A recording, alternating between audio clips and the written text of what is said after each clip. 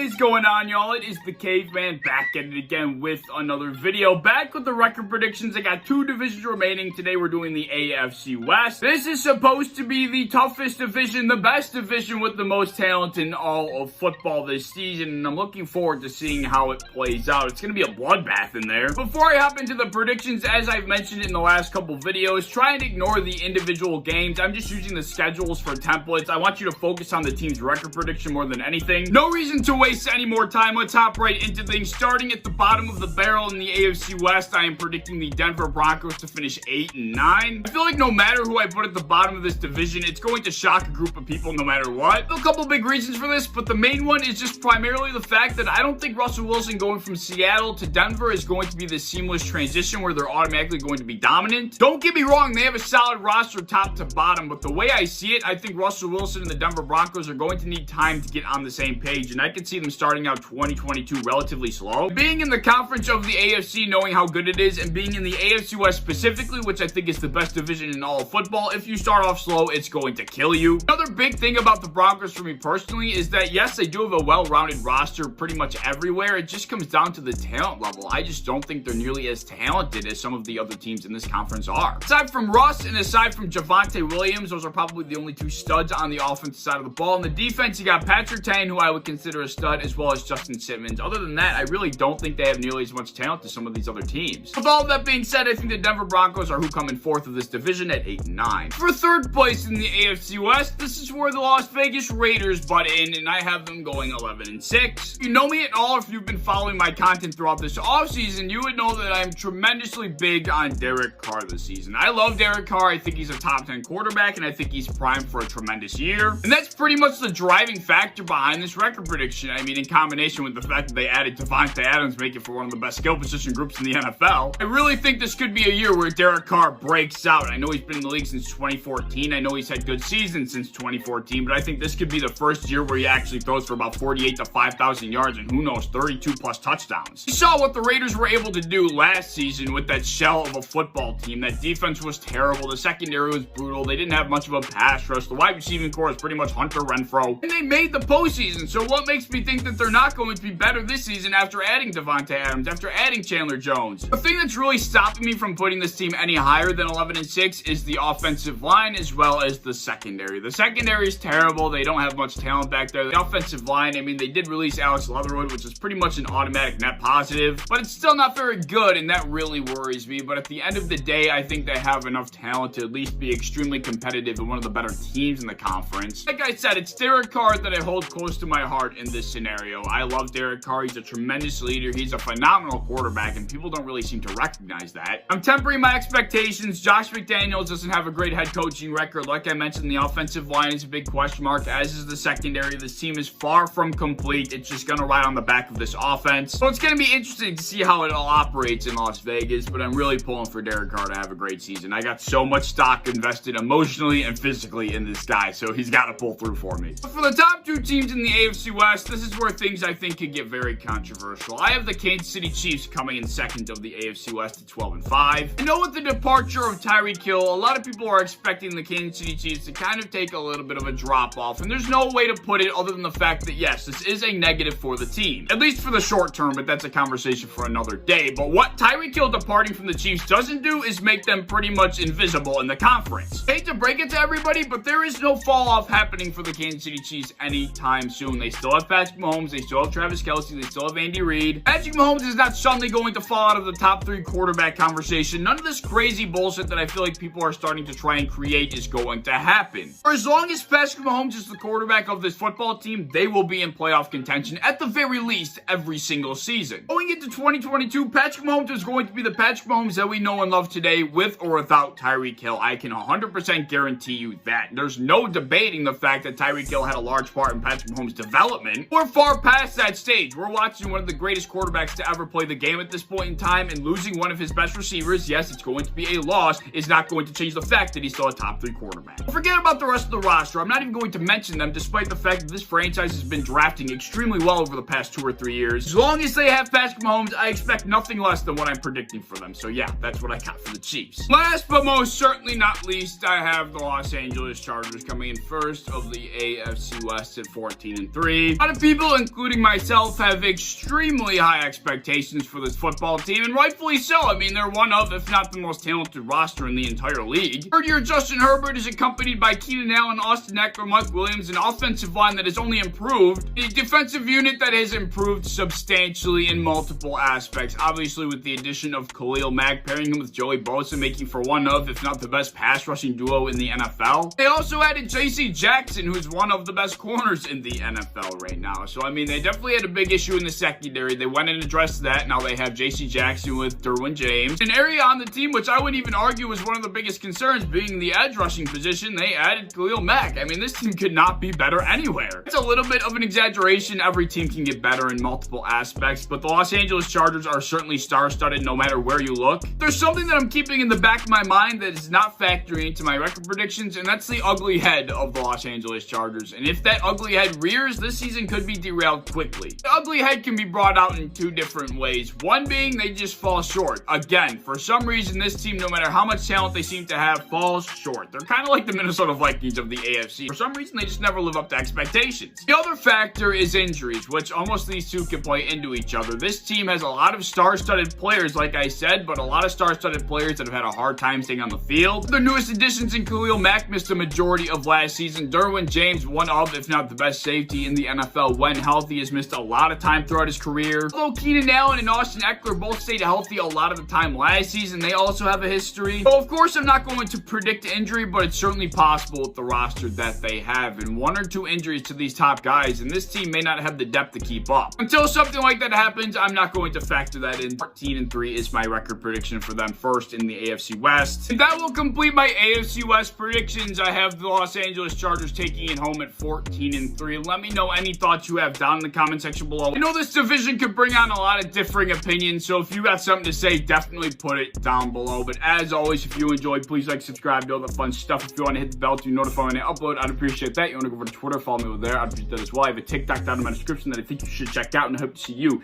in the next one. Peace.